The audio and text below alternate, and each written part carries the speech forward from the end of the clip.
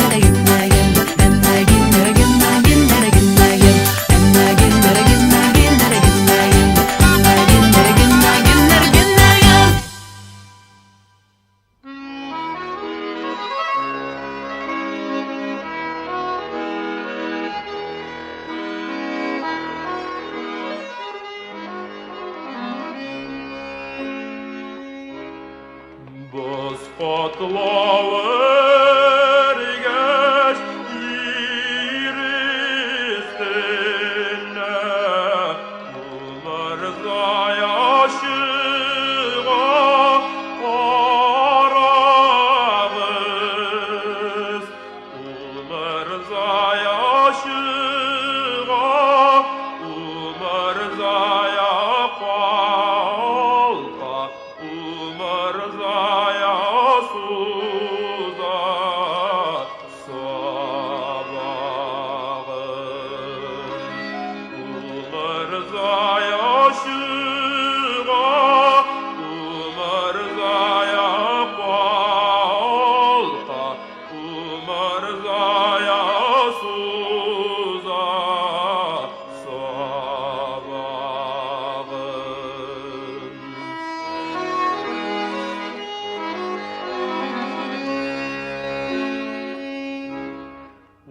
Umarzaya viktiz üsüp çığa Bigazgın ayeşi